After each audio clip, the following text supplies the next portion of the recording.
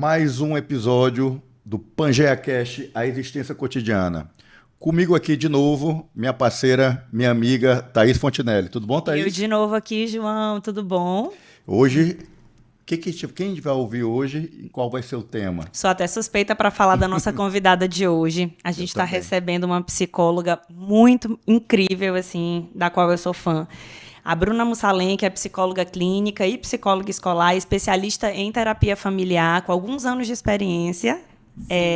E hoje a Bruna está aqui, a nosso convite, né, só para agradecer primeiramente o convite, para falar sobre a importância da afetividade nas relações familiares, né, que é um tema muito caro para a psicologia, um tema importantíssimo para os dias atuais. Né, eu sinto que é como se a gente tivesse um pouco carente, né, dessas afetividades nas relações humanas em geral, mas pensando que a família é esse primeiro sistema com o qual a gente tem contato quando a gente chega ao mundo, né, a gente vai conversar um pouco sobre isso, como trabalhar essa afetividade dentro das relações familiares. Então, Bruna, seja bem-vinda. Queria que você começasse falando sobre a tua experiência mesmo, né, o que é ser terapeuta familiar, ou como é ser terapeuta familiar.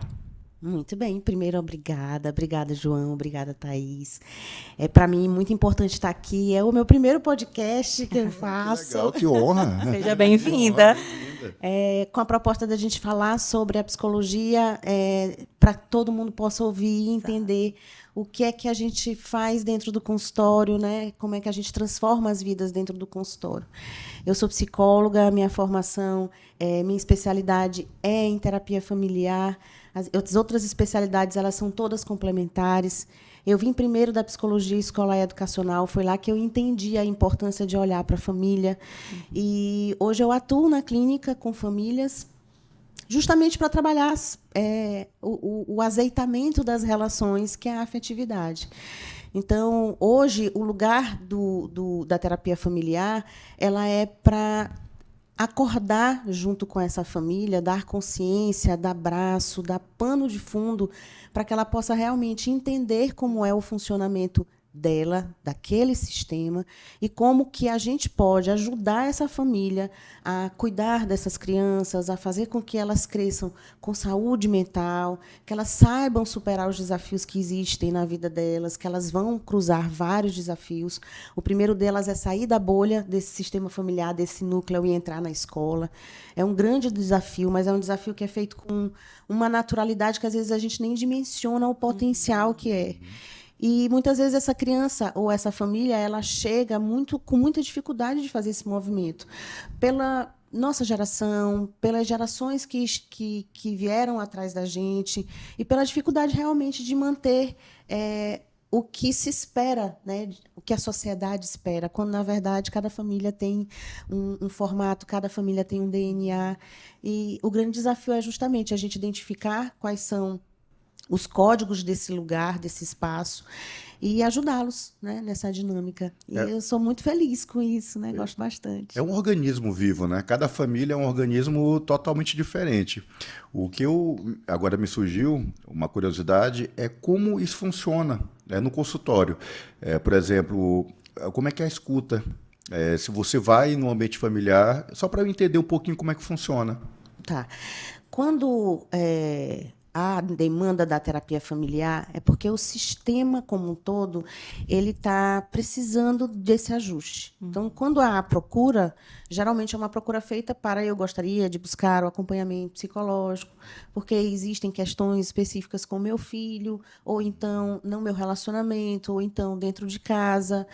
E nesse primeiro momento, os responsáveis, a gente chama a unidade parental central, ela vem para a clínica, né? Eles são convidados, muitas vezes são os pais, às vezes são os pais. Quando essa família é estendida, em algum momento, outros componentes vão chegando, para que a gente possa fazer um entendimento desse sistema familiar, como é que ele funciona dentro daquela casa, que muitas vezes é uma casa que tem uma outra casa muito perto, uma proximidade muito grande com outros membros desse sistema, que não fazem parte desse núcleo inicial.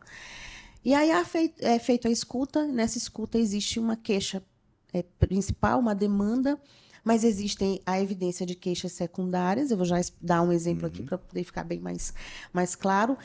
E depois a gente identifica quem é que está denunciando essa dinâmica, que é uma dinâmica que está em processo de ajuste, de uma necessidade de sair de homeostase, ou seja, aquele espaço ali, ele está desconfortável, mas é o espaço que eu conheço. Sim. Sair daquilo ali, então tem sempre alguém, muitas vezes são as crianças, que acabam mostrando que essa dinâmica não está funcionando. Era isso que eu ia perguntar, justamente isso. Tem uma pessoa que atrai não, na verdade, que se sente mais incomodado com o sistema familiar e que vai buscar ajuda, não buscar, ou precisa de ajuda, né? Sim. Quando eu falo da denúncia, é porque a criança ela não tem como dizer que aquilo ali não está bom. Isso. E aí ela mostra um comportamento ansioso, um humor deprimido, uma agitação sem nome, sem causa.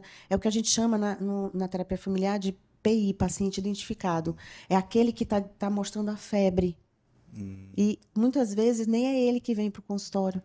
A gente precisa estudar o sistema, entender como ele funciona e trazer a família, a unidade inicial e tratar. Então, existem casos em que a criança chega como a queixa principal, mas a família sai de lá sabendo que a gente precisa trabalhar o casal, ou precisa trabalhar a relação mãe e filho, pais e filho, avós, família estendida, a relação com irmãos. Então, ela amplia um pouco mais. A visão, ela é como se a gente estivesse abrindo um carro, né, o capô de um carro, e tivessem aquelas peças, e a gente estivesse tirando cada uma delas, lubrificando para colocar elas nos seus devidos lugares. E existe um começo. E o começo ele é avaliado logo no início, nas primeiras sessões. Então, existem situações onde a família toda vai para dentro do consultório. Então, tem lá 4, 6 pessoas dentro do consultório, uma vovó que está dentro de casa, Sim. as crianças pequenas, um irmão que é um tio, e a dinâmica precisa ser ali evidenciada para depois a gente cuidar de cada um dos subsistemas familiares. Poxa, que trabalho bonito. Né? Assim, Eu adoro. Você começou falando uma coisa que me pegou e até agora eu estou pensando nisso, né? O azeitamento das relações. Achei isso muito bonito. Desde que mundo é mundo, a educação é baseada em instrução, a famosa instrução programada de Keller. Instrução e modelo. Sim. Então, você instrui e, ao mesmo tempo, você orienta. Ao longo do tempo, as pessoas entenderam que essa era a dinâmica. Quando, na verdade, o que dá realmente tom, sinal de que aquilo ali vai dar certo, aquele objetivo vai ser atingido, é o famoso azeitamento. É quando você sai colocando sentido naquela instrução, você vai colocando sentido no modelo. Então, muitas pessoas elas querem o modelo. Inclusive, a psicologia foi atrás de modelo. A caixa de Skinner é muito claro sobre isso. E ela faz total sentido, mas o modelo, pelo modelo, ele é fechado. A gente precisa de mais. E esse mais é o olho no olho, é o abraço que a gente estava falando agora há pouco, é o cuidado, é o carinho, é a atenção direcionada. Muito bom. Já antecipou a pergunta que eu ia fazer, né? Porque eu ia perguntar se, de fato, a gente consegue explicitar o que é afeto, né? Porque, assim, afeto varia de cultura para cultura, né? Assim, esse entendimento, né? Todo mundo sabe. Todo mundo tem a sua ideia do que é afeto, afetividade. Mas tem também um tom que é cultural, histórico, isso é localizado também, né? Isso. Então, eu sinto que a nossa cultura, sei que a nossa cultura separou afetividade e cognição. Eu acho que é isso que você está falando, né? De que a gente se baseou muito num modelo de que a criação dos filhos ou o desenvolvimento de um ser humano se daria focado principalmente na parte cognitiva. Tem que estudar, tem que saber, tem que ser inteligente, quero ver o boletim, quero ver as notas, quero saber o que você vai ser quando crescer.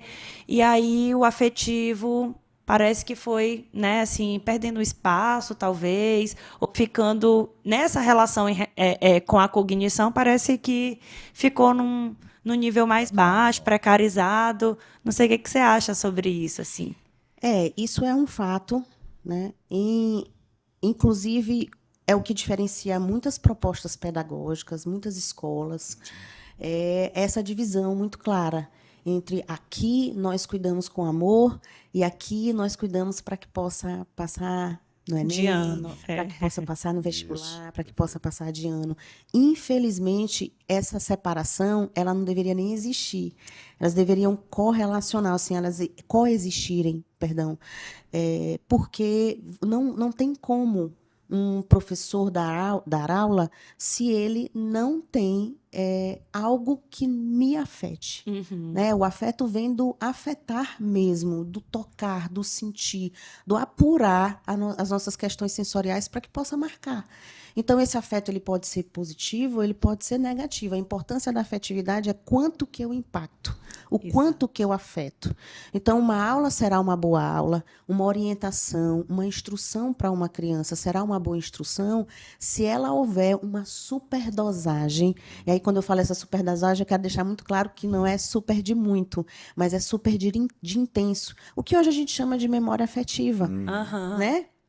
O que é essa memória afetiva? É quando eu vejo chover ou eu sinto o cheiro da chuva, isso me remete a algum lugar que me traz uma lembrança extremamente significativa. Por quê? Porque a chuva ela tem um sentido olfativo, ela tem uma visão. Todo esse conjunto é a superdosagem sensorial que marca a nossa vida.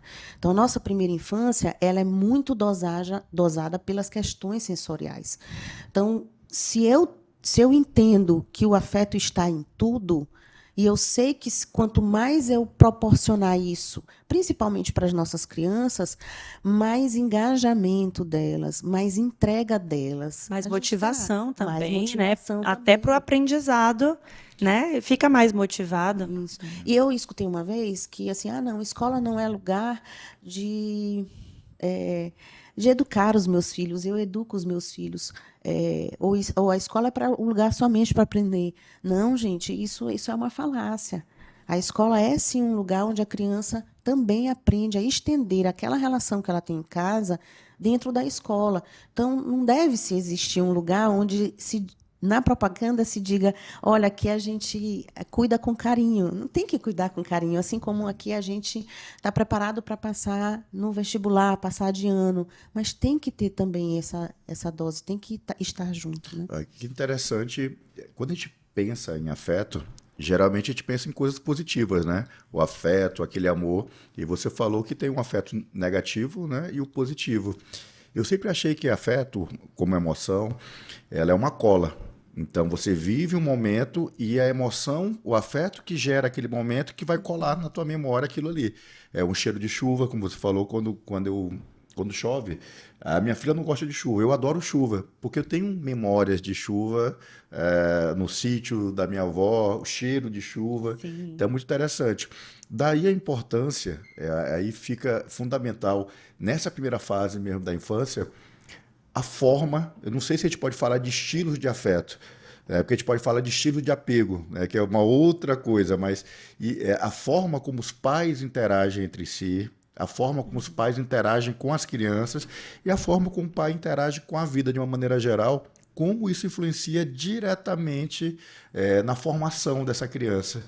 Né? Então, eu acho que os pais têm que ter esse cuidado justamente no estilo de afeto que ele está ali, que está vivenciando no ambiente familiar. Sim. Vamos, por exemplo, da chuva. Uhum. Na chuva, quando a gente está no tempo nublado, né, e nós temos essa passagem aqui na nossa cidade, na nossa região, o tempo se fecha. Sim. E parece escuro. Uhum. O escuro dá a sensação para a criança do fim da noite, da chegada da noite. Então, ela não entende ali que naquele espaço sensorial, aquele sentido que está dando para ela, que ela está indo para a escola. Então, tá nublado, está muito forte a chegada da chuva e ela está se arrumando para ir para a escola. Então, ela tem ali uma divergência entre o que ela está vendo e o que ela está vivendo. E aí ela chega na escola com o tempo muito fechado e as luzes são acesas. E qual é o entendimento, qual é a mensagem que é passada para ela lá? É que a gente vai já chegar nos pais. Uhum. Na hora, essa chegada delas, é que elas estão na escola à noite, está escuro. Então, existem casos no consultório de crianças com essa mesma dificuldade de não gostarem da chuva. Interessante. Porque a chuva simboliza ali, para aquela criança, um estado, um lugar, né? Um tempo. Em alguns casos, não somente o tempo, mas também o estado emocional. Então, quando está escuro, há uma mudança natural da gente, do nosso humor. Sim. Então, ela, quando ela recebe isso, ela recebe a chegada da tristeza, que é uma emoção básica. E muitas crianças têm dificuldade de acessar porque é uma emoção que gera um desconforto. E aí, a gente, quando fala de emoção, a gente não pode falar que a emoção é boa ou ruim. Sim, Ela é dá uma para emoção. qualificar. Ela chegou. E ali ela precisa ser convidada. Então, quando as professoras, e eu já fiz essa intervenção em escola, quando as professoras ligam as luzes, é importante que elas expliquem qual é a hora do dia, por que ela está ligando a luz, por que está escuro, e que em seguida vai chegar a chuva. Então, quando elas começam a entender o que está acontecendo e que elas estão no dia normal delas, elas vão aceitando aquela condição. Mas isso não é só, por si só, se resolve. Elas também precisam ser expostas a outras situações onde existe a chuva e ela entenda que é natural o que ela está sentindo, o que pode ser feito na chuva, o que pode ser feito no momento em que o ambiente está escuro, que é justamente conversar com ela sobre o que está por fora do conhecimento, e sim do sentimento. Aí elas conseguem se sentir mais acolhidas, inclusive, no que elas não gostam. Então, elas costumam dizer o quê? Mas eu não gosto da chuva. Eu não posso brincar. E ela precisa ali ser exposta a outras possibilidades para que ela possa se sentir bem. Hoje é uma realidade. Em países onde se vive muito mais o inverno do que o verão, sabe-se que as pessoas têm um estado de humor deprimido muito mais presente do que nos países tropicais, como o nosso. Na Noruega tem um índice de suicídio muito grande, né? Perfeito. Então, existe uma... O que isso está dizendo para a gente? Quando a gente fala de educação, quando a gente fala de infância. Que, sim, existe uma relação com os sentimentos e as sensações que são dadas. No caso, o que se vê, o que se escuta, o que se sente, que é o exemplo da chuva que a gente acabou de dar. Eu nunca tinha pensado dessa forma. Não, essa conversa eu tô assim, tô com os olhos brilhando. Sabe aquele emoji da estrelinha nos olhos? Eu tô assim. Sabe o que eu estava pensando, né? Estava te ouvindo aqui e pensando nessa questão mesmo familiar, sistêmica, né? Eu digo que envolve ali essas dimensões das relações humanas. Eu queria saber se é possível a gente também puxar um pouco para as questões de gênero, assim, numa sociedade como a nossa, da forma como ela está organizada, que é uma forma binária, né, de organização social, de que existem coisas de mulher, existem coisas de homem. A gente sabe que o trabalho de cuidado muitas vezes recai sobre a mulher, né, numa sociedade como a nossa. Não que deveria ser assim, mas espera-se que a mulher, né, ou essa figura feminina, trabalha aí com as crianças, com as famílias, sempre nessa posição do cuidado, né? E a gente sabe também, numa sociedade como essa, que a questão da afetividade, muitas vezes, para o homem, fica represada, reprimida, né? A gente vê. Então, homens reprimindo a afetividade porque, em alguns casos, isso aqui vai soar como se não fosse coisa de homem, né? Tem uma preocupação. Como é isso, assim, no consultório, nessa terapia familiar, nesse tipo de trabalho? Como essas questões de gênero, essas marcações, elas têm aparecido? Eu tenho lugar de fala, viu? Isso depois eu vou falar sobre essa retenção emocional. É ótimo, é ótimo. Bom, isso é um fato e a gente ainda vive isso com muita força. Dentro do consultório e também na minha experiência dentro das escolas, quando eu comecei a fazer a orientação parental dentro desse ambiente escolar, o que sempre marcou foi a necessidade da gente entender a natureza de cada um, a essência de cada um. A essência daquela criança, a essência daquela família, os códigos daquela família. Então, o trabalho sempre foi acolher para que a gente pudesse mostrar que existem diferenças, existem pontuações específicas nas relações e que a gente precisa cuidar delas com muito carinho. A família, ela hoje está mudando. Né? Tem muita coisa ainda enraizada, vinda da nossa transgeracionalidade. Contudo, hoje nós já temos pais que têm um olhar mais cuidadoso, mais criterioso com relação a essa questão da afetividade.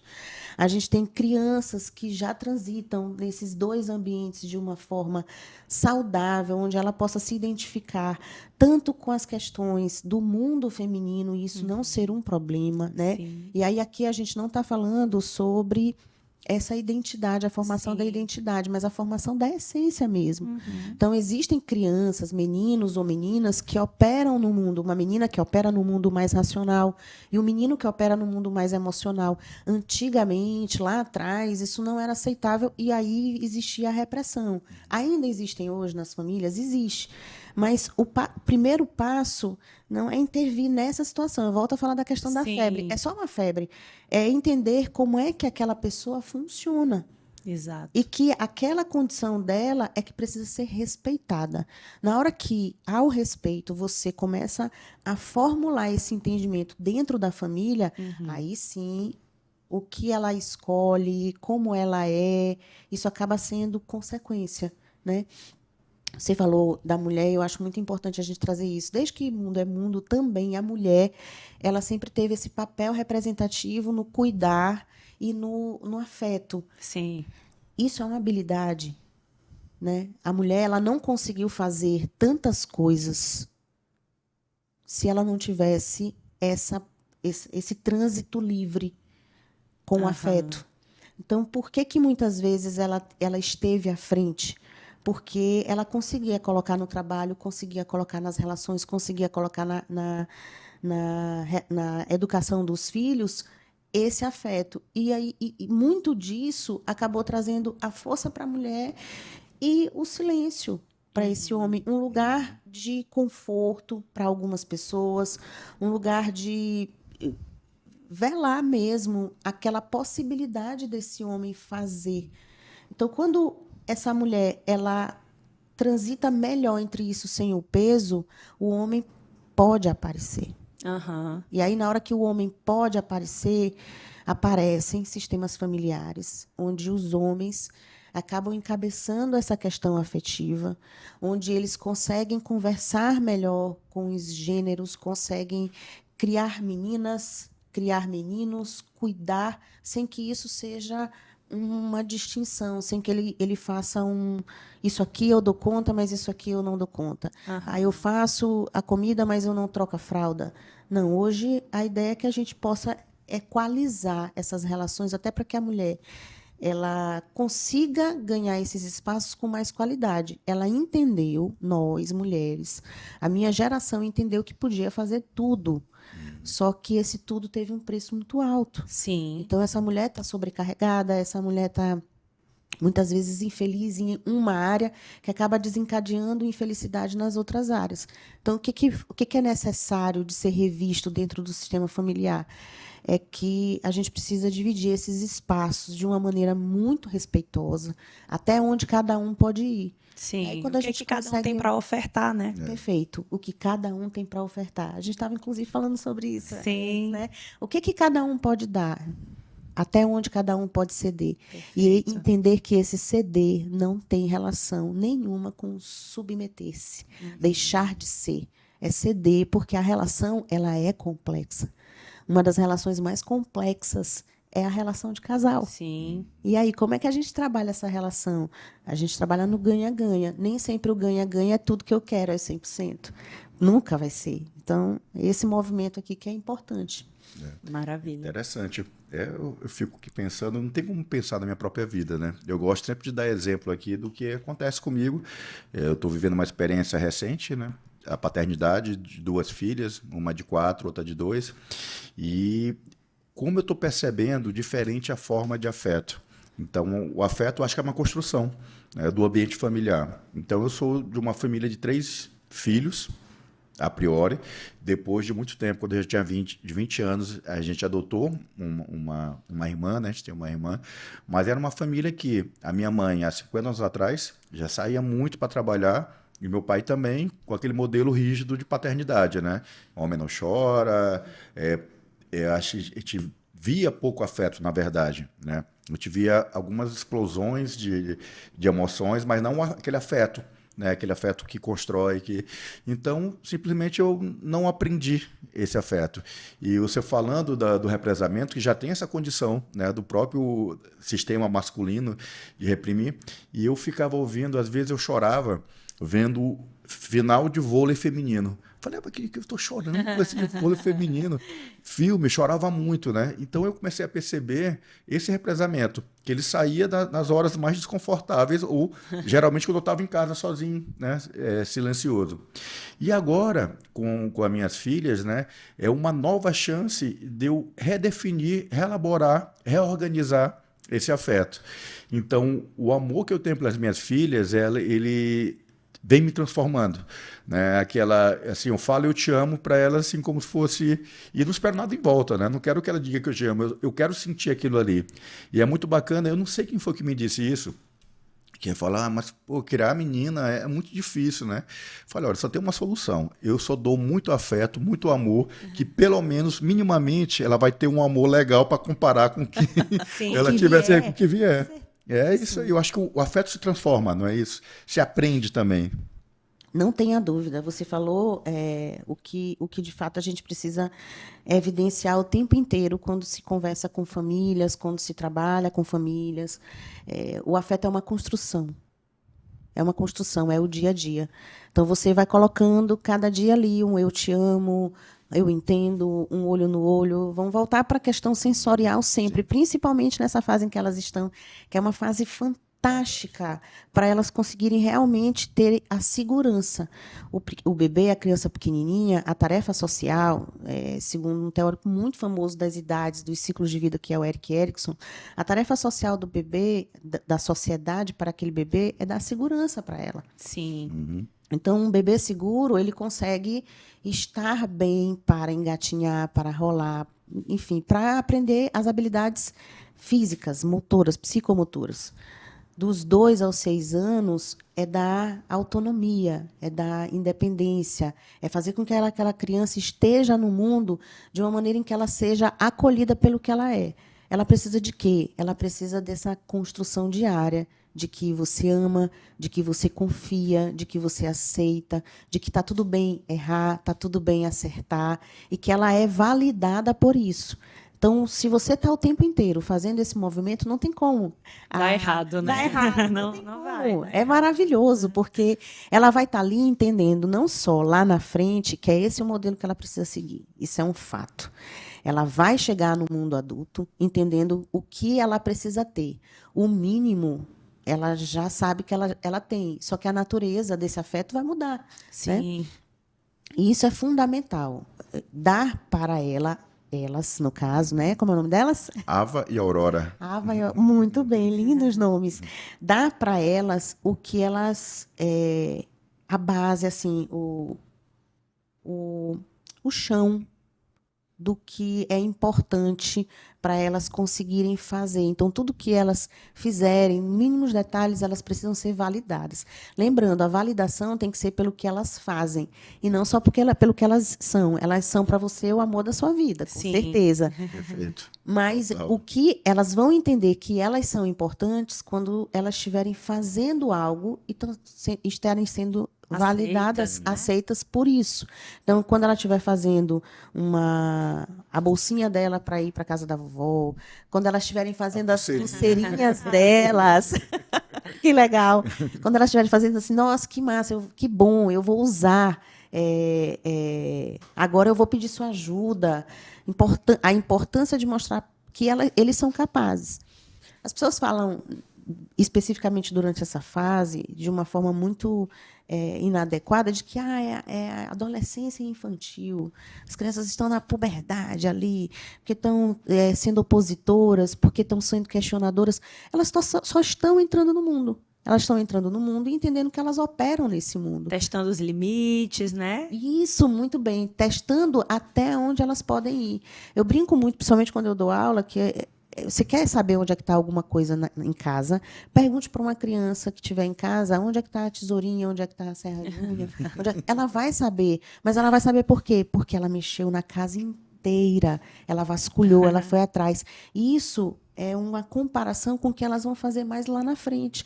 Se a gente tolir, disser que só faz coisa errada, que só obedece quando é chamada a atenção, se ela só escutar isso nos gritos, é isso que ela vai entender, que ela vai receber na hora que ela estiver do lado de fora.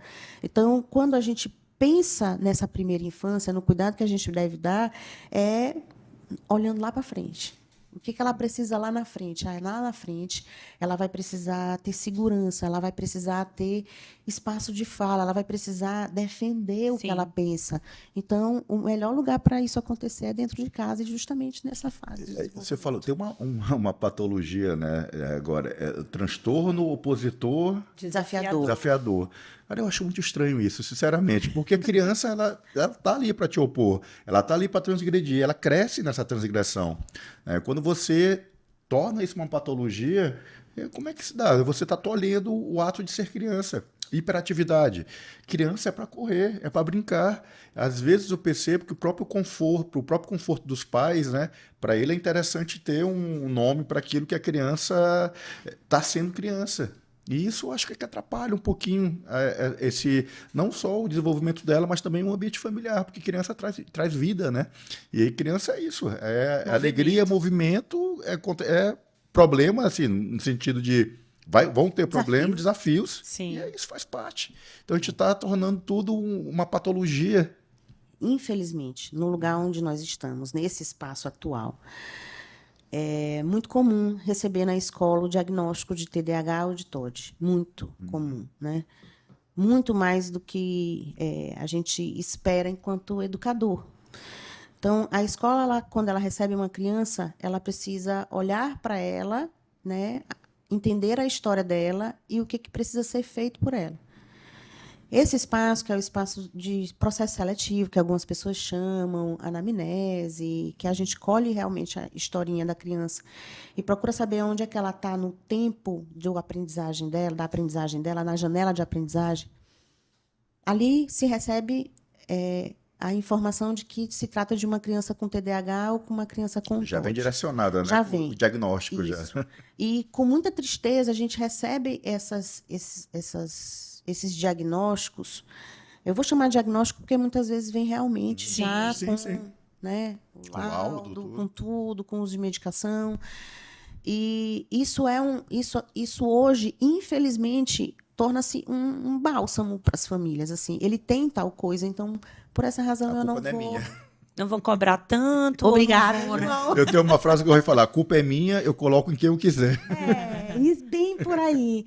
E aí, na hora que a criança chega com esse diagnóstico, muitas vezes o lugar da escola é assim: olha, é isso aqui. Então, faça o que precisa ser feito para que ela possa aprender e ela possa ficar na escola. Infelizmente, isso vira uma transferência de responsabilidade. Sim. E não uma relação de troca, de fato. A criança com TDAH, ela é uma criança que tem um transtorno, de fato, no déficit de atenção com ou hiperatividade. Sim. É diferente de uma criança hiperativa. Se você hoje me perguntar dentro da escola de 10 diagnósticos, né, de 10 pareceres ou hipóteses diagnósticas de TDAH, de fato, de uma criança, eu vou dizer que entre 10 a gente questiona pela prática, né? Eu já tenho 22 anos de escola, pela prática de que essas crianças precisavam de uma avaliação melhor, um cuidado, porque de 10 a gente tem 2 que, de fato, não conseguem controlar o seu comportamento, não conseguem atentar-se, adquirir o conhecimento, porque é maior que elas. A desatenção é muito maior. E essas outras 8, Bruno, elas estão aonde? Elas estão num apartamento pequeno, sozinhas, sem poder interagir com outras crianças, com um tempo reduzido, num parquinho, numa atividade física, Nossa geração foi uma geração que saiu para a rua, voltava para casa todo ralado, no outro dia estava lá de novo, só sabia que voltava para casa quando a mãe ia lá e avisava. Lá você se machucava, lá você batia, lá você apanhava, lá você conversava, lá você trocava experiências. Então, aquela energia da criança, o impulso de vida, não só o impulso de se capacitar para as capacidades do dia a dia, dos desafios do dia a dia, que são o controle e a coordenação dos músculos maiores e do refinamento dos músculos menores, que é a psicomotricidade, isso era feito na rua. Na rua. E hoje elas não têm. Então, a criança, quando ela chega num ambiente social e ela não para porque a energia dela está contida. É uma pilha, né? Uma pilha, isso. E essa pilhinha, ela vai estressando aquele pai. Por quê? Porque aquele pai precisa de sossego. O pai está em outro momento. Sim. Não é que o pai não compreenda, ele ainda não entendeu. E a nossa função é mostrar para ele que o momento de vida dele é um momento que precisa de sossego para que ele possa resolver os problemas, ler um e-mail, porque o trabalho está aqui. O trabalho não ficou lá ali naquele lugar de 8 às 12, de 2 às 6. Ele veio para cá. Sim. Então, o pai está preocupado em ter sossego para responder um e-mail, para atender um telefonema, e a criança está ali, na fase dela de agir. Essa ação, ela é mal interpretada.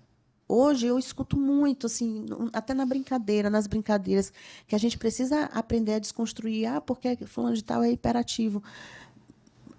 Porque é um transtorno. E aí o transtorno ele fica simplificado. E a gente não tem condição, o profissional da área da saúde não tem condição de ajudar.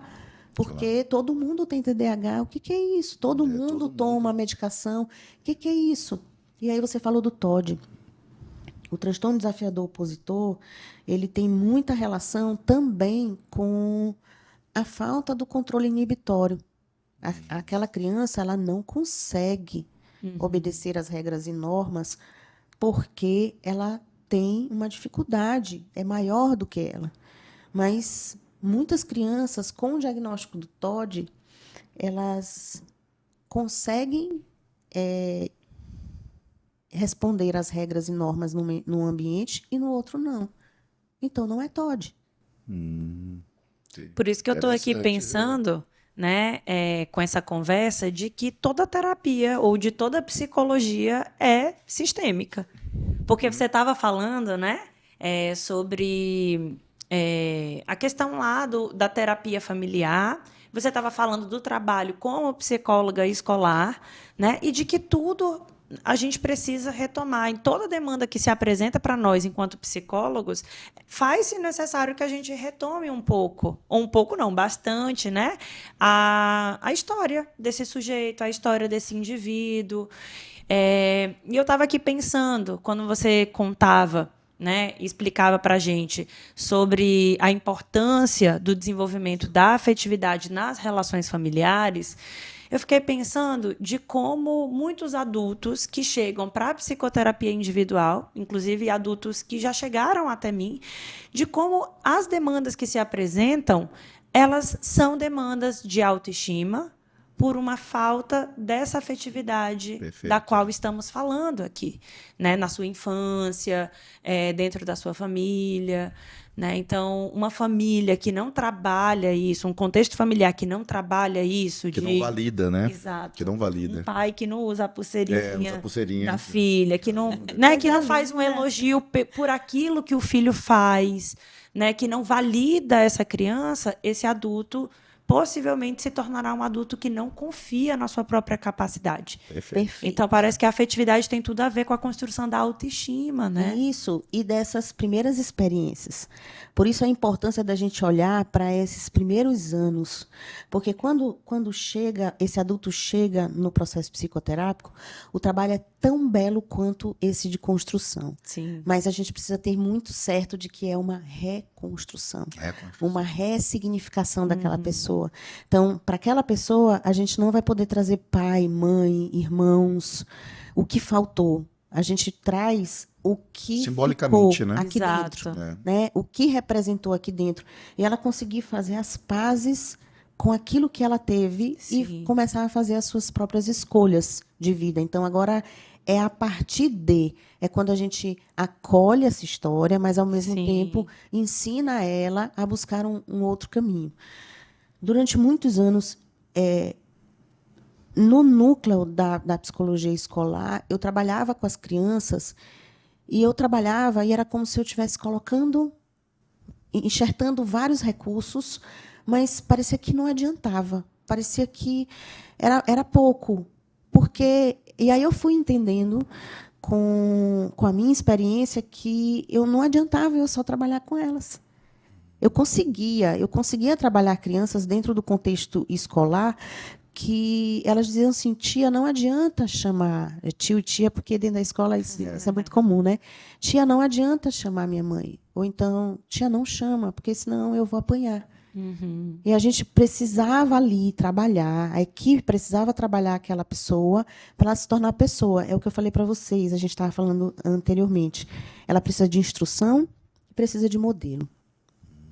Muitas vezes, na escola, a gente tem um professor que ele substitui as unidades parentais. Uhum. E isso, muitas vezes, é o que salva.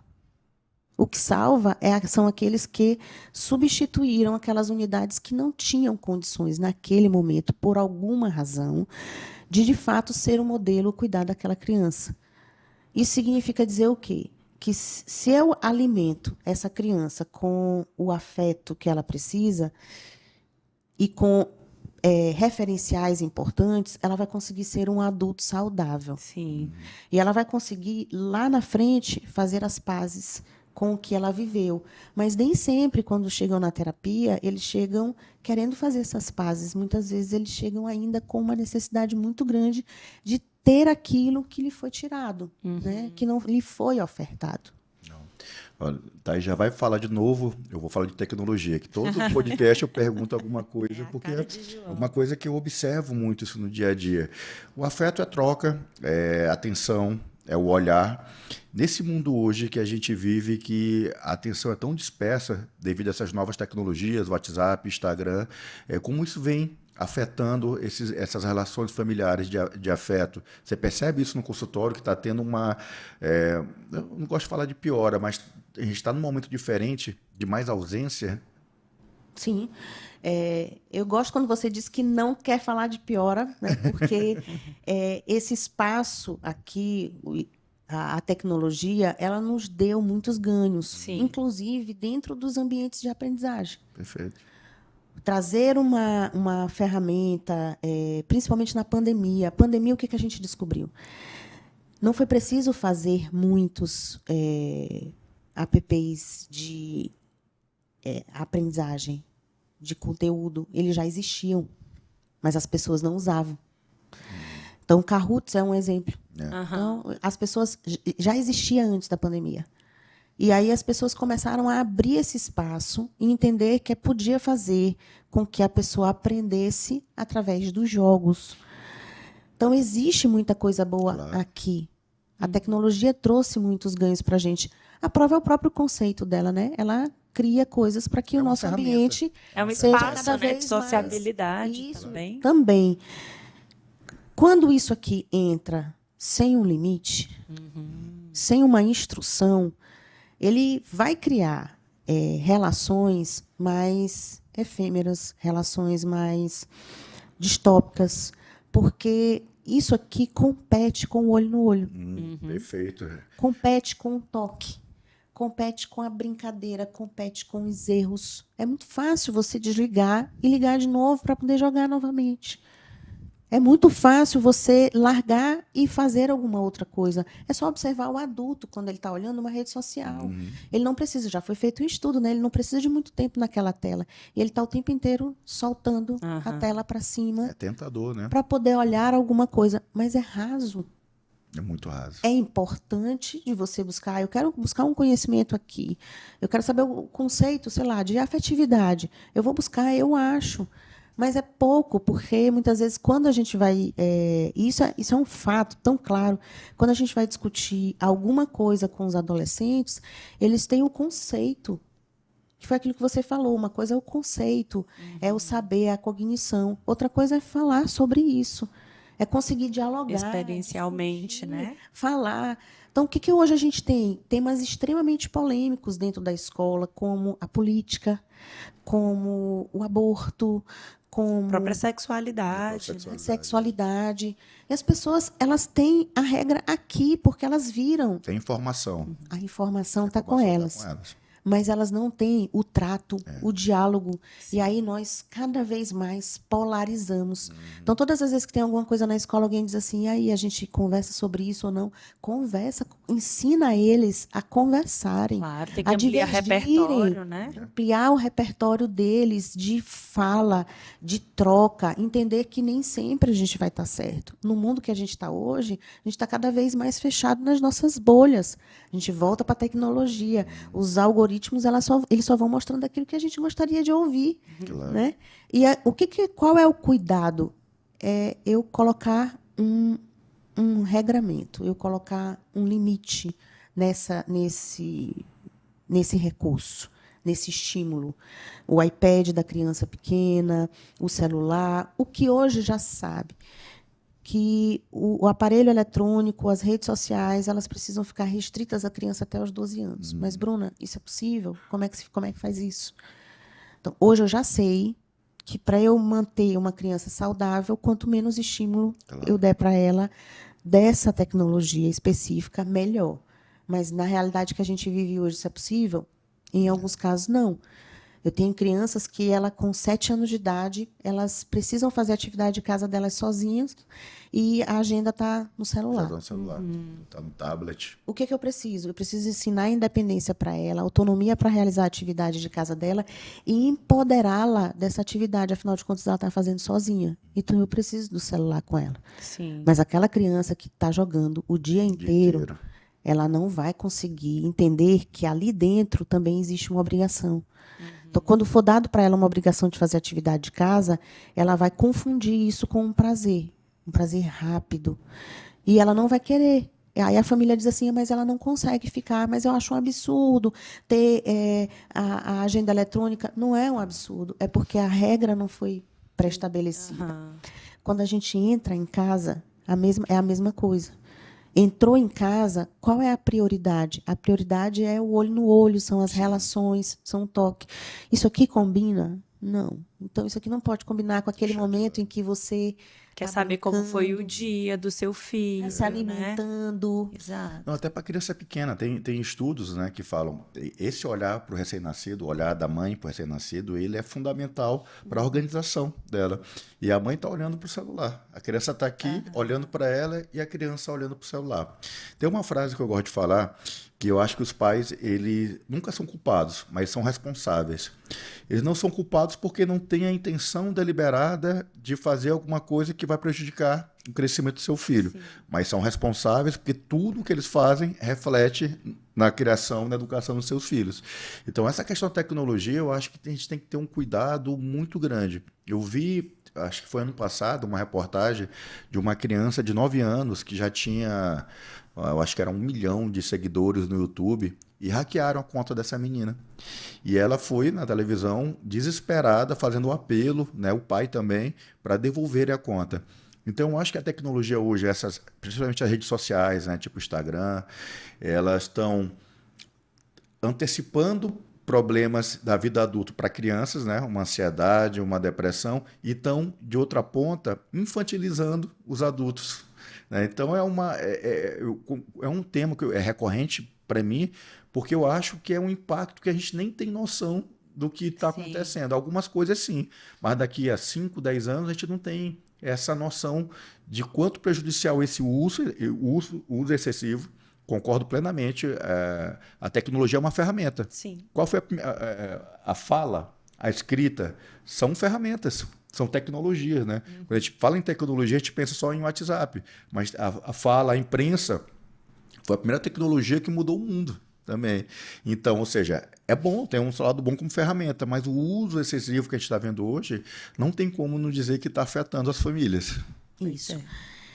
A criança, ela vai aprender pelo modelo, né? Ela vai olhar aquele modelo, ela vai entender quais são as regras para ela estar naquele ambiente. Se nesse espaço, ela tiver oportunidade de interagir com essa família, ela vai conseguir fazer a dose. Né? Seja na hora do almoço, não vai ter televisão, não vai ter celular, a gente vai aqui vai conversar todo mundo. É claro que no primeiro momento elas vão se sentir desconfortáveis. Sim. Principalmente se elas estiverem envolvidas já com o uso da tecnologia, das redes sociais e tudo, TikTok, enfim.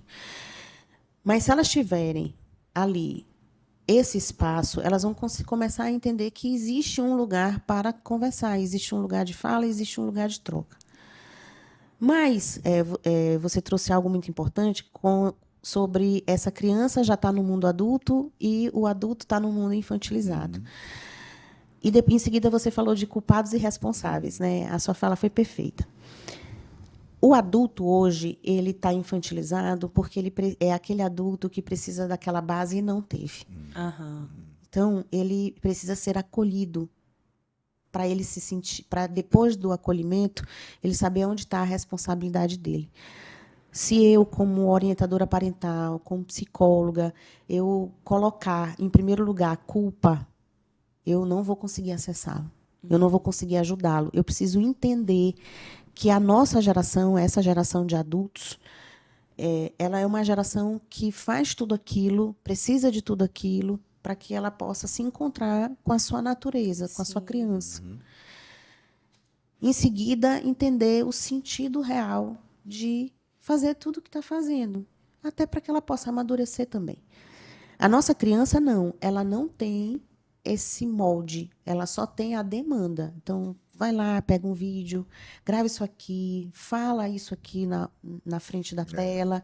Ela não tem, ela tem o adulto por trás ajudando. Ela começa a gostar, o roteiro, ela começa a gostar, mas a interação que existe aqui dentro, ela não é a mesma do dia a dia, do contato. Sim. E ela vai construindo essa relação aqui sem ter tido a troca. Quando essa relação é um número de curtidas, número de comentários.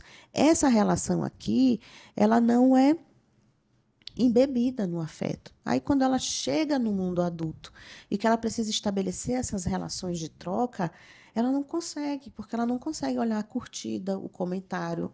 E ela fica presa a pequenos estímulos positivos, porque é difícil, principalmente com criança, apesar de que existe, avaliá-lo de forma negativa, como a gente tem na rede social, muita gente, né, batendo em cima. Então, o adulto ele é convidado, primeiro, a entender o momento de vida dele.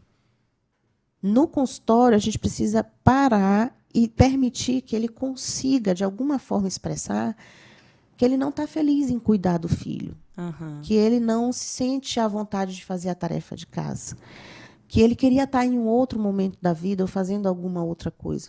No momento em que ele é acolhido pelas suas necessidades e pelas suas debilidades, ele começa a entender aonde é que ele está e o que ele precisa fazer para mudar aquela realidade. Então, não existem culpados, existem responsáveis. Você falou a frase certíssima, corretíssima. Não existem. E existe responsabilidade. Mas quando a gente joga, como ele também ele tem dificuldade para se frustrar, nós temos muita dificuldade para nos frustrarmos, identificarmos que é um desafio, que é um problema que precisa ser vencido, ele foge da terapia, ele foge da ajuda, ele transfere responsabilidade, ele coloca a culpa em alguém. Como você disse, a culpa é minha, eu coloco em quem eu quiser. É bem por aí. Para a gente se encaminhar, né? Infelizmente, o nosso tempo... Dá tempo ainda, vamos fazer uma perguntinha. Eu queria fazer uma pergunta, porque quando a gente fala de afetividade, tem também uma tendência, né, do senso comum de achar que não, afetividade não combina com a educação. No meu tempo, não tinha nada disso. Era palmada, era chinelada e estou vivo, né? Sobrevivi. A gente sabe que no senso comum, né? Exato. Mas a gente sabe que muitas pessoas, no senso comum mesmo, têm essa dificuldade de entender a afetividade, a importância, né? E aí coloca-se um entendimento falso, um entendimento equivocado de que a afetividade é permissividade, de que uma criação com afeto é uma criação que o pai vai aceitar tudo que o filho faz, good vibes demais, né? E eu acho que não é por aí, porque você tem falado muito, né, sobre impor o limite, saber como educar nesse sentido, né, de, olha, pode, né, a tela é permitida, a tecnologia ela é uma ferramenta também, né, mas com o limite. Então, só para a gente falar um pouco dessa diferença entre uma criação com afetividade e uma criação permissiva demais, porque não é a mesma coisa, né? Via de regra, Thaís, existem 4 estilos parentais, que são as formas de educar, de orientar, de conduzir. Isso em qualquer relação, não só na relação professor-aluno, não. Na relação pai-filhos, na relação entre casais, na relação entre sistemas familiares, na relação de trabalho. Como é que eu conduzo uma orientação? Então, o primeiro estilo parental é o estilo que a gente conheceu, principalmente de avós e de alguns pais, que é o estilo parental autoritário. Eles são, a medida está entre afeto, regras e normas. Então, no estilo parental autoritário, o que a gente tem em demasia? Regras e normas. E o afeto? Muitas vezes, o afeto ele está escondido. As pessoas dizem, assim, que vieram de um estilo autoritário, que assim, meu pai me bateu tanto que eu acho que ele nunca me amou. Ou então, se ele me amou, depois que amadureceu um pouco, diz assim, eu acho que ele me bateu porque ele se importava comigo, porque ele queria o meu bem. Né? A gente ouve muito isso do estilo autoritário. Você, envolvido nesse estilo parental, você cresce entendendo que existem regras muito bem delimitadas e pouco espaço para você explorar o seu afeto. É aquilo que você disse, como é que eu vou educar 2 meninas, sendo que a minha referência anterior era uma referência diferente? Elas estão me educando, na verdade. Pronto, você também falou disso. Você está demais hoje, tá João. só bola dentro, é só gol. Adorei. Só golaço. É isso mesmo, no final das contas é essa história. No estilo educativo permissivo, a dose ela muda, né? Ela se inverte. No permissivo, a gente tem um excesso dessa entrega afetiva e pouca regra e norma. Na verdade, as regras e normas existem para elas serem ultrapassadas. Então, deixa eu dar um jeitinho, só dessa vez. Tá bom. Falta hoje na escola. Não tem problema. A gente faz segunda chamada. Não tem problema. Tira o desafio, tira o desconforto em nome do amor incondicional, do querer, lembrando que essa família, quando ela faz isso por algum motivo. A mesma coisa foi o autoritário, o estilo é no estilo permissivo. No estilo negligente, a gente tem uma dose muito baixa de regra e norma e muito baixa de afeto. Chega a ser até invisível. O que salva uma educação negligente, vamos dizer assim, são os modelos do lado de fora, os modelos externos. Né? Professores, madrinhas, vizinhos, pessoas que assumiam ali uma posição que deixava com que aquela criança tivesse um norte, um direcionamento. E existe um modelo democrático, que a mesma dose de afeto é a dose de regras e normas, mas eles são altíssimos. Então, o que eu tenho de afetividade, de entrega, de afeto, eu tenho de regra e norma. Ótimo. Então, o mesmo jeito que eu cobro, eu também dou o carinho, o cuidado, o olho no olho, a entrega, o ofício de estar o tempo inteiro com aquela pessoa. Então, o lugar do afeto é a qualidade. O afeto sempre existiu, foi o que a gente falou no começo. Ele sempre existiu. Quando alguém diz assim, não, mas é só para estudar, vai para a escola só para isso, ou então não existe essa história de colocar o afeto. O afeto sempre esteve. Quem que não lembra de um professor maravilhoso que teve na escola, de uma tia, um tio, ou alguém que teve um cuidado ali com você e você hoje lembra daquela pessoa com carinho. Aquela pessoa, ela marcou você, ela não deixou de dizer não. Ela não deixou, ela não só deu tudo, só deu o brinquedo, ela também deu o limite da relação. Então, existe esse parâmetro, porque nem sempre nós somos democráticos, nem sempre nós somos autoritários, nem sempre nós somos... Em algum momento da vida, a gente pode estar, operar, desempenhar em um desses estilos parentais. Sim. Na terapia, a gente identifica onde é que cada uma dessas unidades está, para que possa dar o reconhecimento para elas do porquê delas estarem nesse movimento. Sim. Qual é o estilo educativo mais difícil? É o democrático. Como é que eu vou dosar assim? Minha filha acabou de vir de uma gripe, de uma crise de amidalite, tem sorvete em casa, está todo mundo tomando, mas ela não pode tomar porque isso pode fazer mal para ela. E como é que eu fico? O pai democrático, ele está o tempo inteiro na corda bamba. Eu dou, eu não dou, eu faço, eu não faço. E é difícil, é doído dizer o não, mas é importante. Qual é o pior estilo educativo, se é que existe um pior? E aí, quando eu dou aula, eu sempre pergunto, e todo mundo fala, é o negligente. E não. Não? Porque, foi como eu falei, o negligente... a Vai gente ter tem alguém, né, que vai algum suprir. modelo que pode superar. Então, o estilo educativo hoje, que mais chega no consultório, que a gente precisa cuidar, é desse amor incondicional, Permissivo. sem Sem o limite. embasamento da regra e dos limites. Então, são as crianças que chegam com o diagnóstico de TOD, quebram tudo na primeira semana de aula, quebram a sala toda na primeira semana de aula, mas depois elas começam a se enquadrar, porque elas precisavam de direcionamento. E se você diz para essa família que você está dando esse direcionamento, não, mas não, eu não quero assim, eu quero que ele seja cuidado, amado. Como é que você está colocando essas regras e normas? Ele está realmente... mas ele sofre, ele chora por isso. Então, a família está preocupada Sim. de salvar aquela criança do desafio. A escola é desafiadora. O mundo é A criança desafiador, né? Pra mas caramba. a criança na creche, Thaís, ela chega, ela está ali com 15 crianças, ela chega ali naquele ambiente, ela não é mais o centro das atenções. Sim. Olha o desafio que ela enfrenta. Verdade. Ela não é mais o centro. Quando ela chega, ela está com as 15, tendo que disputar um lugar com a professora. Ali, na hora daquela disputa, ela morde. Então, a mordida não é que seja normal, por favor, ela é normativa.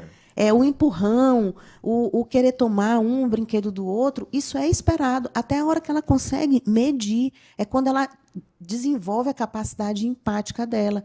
Então, respondendo à tua questão, esse movimento, a escola ajuda muito, porque o professor, o educador, ele vai marcar. Claro. Às vezes ele marca de uma maneira ruim. A gente também tem lembrança de professores que, de alguma forma, afetaram a gente de uma maneira que deixou marcas na constituição da identidade mesmo, de não se sentir capaz, de não se sentir pertencente, às vezes, até ao próprio lugar, pelo olhar, pela forma de falar, pela invasão. Mas a afetividade ela vai existir. E mesmo dizendo que naquela escola, naquele lugar, aquelas pessoas não estão ali para aquilo, elas acabam sendo, né? Nós somos afeto. Nossa, fantástico. Eu tenho mais 1000 perguntas para fazer. Não dá vontade de ir embora, nunca mais. Olha, assim, te agradeço muito. Foi uma experiência muito rica, né? Demais. E, assim, te agradeço, Thaís. Assim, se você quiser fazer alguma divulgação, falar alguma coisa para a gente finalizar, você tem o tempo necessário que for. Bom, eu quero agradecer vocês. Falar sobre educação, para mim, é sempre muito bom. Eu acho que é uma das minhas missões de vida, é ajudar, fazer essa família entender que tudo bem ela não ter a regra, o afeto, a entrega, e que existe um caminho para isso, né? Existem as histórias que precisam ser respeitadas. E eu sou muito feliz nesse lugar. Eu sempre gostei muito da minha formação, assim. Quando eu passei no vestibular, eu passei em Ciências Sociais e passei em Psicologia. Mas era nítido como eu ia para a Faculdade de Ciências Sociais, como eu ia para a Faculdade de Psicologia. Eu ia aguçada, com muita vontade, porque é uma curiosidade da minha história, eu fui uma criança com muita dificuldade de aprendizagem. Eu estudei em escolas que elas tinham uma preocupação com a questão cognitiva. Então, eu não tive o acolhimento. Quando eu entrei no estágio de psicologia, que eu entrei numa escola, eu achava que seria o pior estágio da minha vida. Eu estou hoje há 23 anos dentro de escola, porque quando eu entrei em sala de aula, eu vi pessoas como eu. E eu vi que eu podia ajudar aquelas pessoas. E o que aquelas pessoas estavam vivendo era muito do que eu também vivi na infância. Então, a psicologia me fez muito sentido e eu sou muito feliz nesse lugar. Sim. Mas, quando eu falo de educação, uma coisa que me toca muito, e você também falou, é que eu aprendi muito sendo mãe. Eu aprendi muito. Eu achava que eu tinha uma missão de educar os meus filhos. E foram os meus filhos que me educaram. Foram os meus filhos que me ensinaram. Quando eu fui mãe e eu comecei a entrar em sala de aula, eu comecei a estender essa mesma relação de afetividade para os meus alunos. Então, eu tenho muito carinho pelos lugares que eu passo, porque eu faço essa extensão. Eu vi o quanto que era possível eu aprender a ser mais afetiva. Eu vim de uma educação autoritária. Então, aí eu poder me entregar, eu poder pedir uma desculpa, eu poder dizer que eu errei. E eu consegui fazer isso na relação com os meus filhos porque eles me deram tempo para isso. E é uma coisa que eu também levo muito nas todas as relações que eu vivo. Então, eu fico muito feliz em saber que eu posso aprender, sendo que, de repente, naquele outro lugar, naquele outro espaço, na minha história, eu não tive condições de fazer isso. Né? Enfim, é a ressignificação. Fantástico. Isso que você está falando é muito verdade, assim, essa entrega, porque eu, agora abrindo assim, um super parênteses e conversas de bastidores, né? Eu já tive o desafio e o prazer de ser professora de ex-alunos da Bruna. E ouvi esses comentários, né? Porque eu tive uma professora maravilhosa. Eu me lembro que uma professora que eu tive já disse isso, né? Então, de fato, essa questão da afetividade é a prova. Eu quis fazer esse parênteses, né? Só para mostrar, né? Trazer provas incontestáveis de que, de fato, a afetividade é essa coisa de atribuir uma marca, né? Deixar ali um legado, porque as pessoas que te conhecem, né, elas sentem isso da tua presença, né, daquilo que você leva. Eu estou me sentindo assim. Né? Eu estou muito feliz com esse episódio. Que bom. Muito obrigada, Bruna. Muito obrigada, João, que hoje também foi só golaço. Muito, ele foi fera. É porque hoje é sábado, gente. Vocês estão ganhando sábado de bom manhã. saber. Mas, olha, eu quero dizer para vocês que toda a minha relação com o Pangea sempre foi muito significativa, desde a recepção até as pessoas que estão lá. Eu cheguei, logo no começo da terapia, eu cheguei a ir para lá, cheguei a fazer atendimentos lá. Depois que eu vim para o meu consultório, eu fui professora. Então, assim, eu sou muito agraciada pelas pessoas. Você falou no começo o quanto que era importante validar os profissionais que estão aqui. E o Pangea tem feito esse trabalho muito legal. Assim, sou apaixonada pelo Davi, a Thalita é demais, você também. Obrigado. E toda a turma que compõe esse quadro. Acho que o Pangea tem muita coisa que acrescentar, tem muita missão aí para fazer valer esse público todo, conhecer, né, esse espaço, não só os psicólogos, mas também a comunidade em geral. Então, quanto mais Pangea tiver, mais certeza de que a gente está indo para o caminho certo. Tem muito afeto o Pangea, pode ter certeza disso. Isso aí eu tenho certeza. Isso aí eu também comprovei. Muito obrigado, professor. Tá bom, Maravilhoso, eu que agradeço.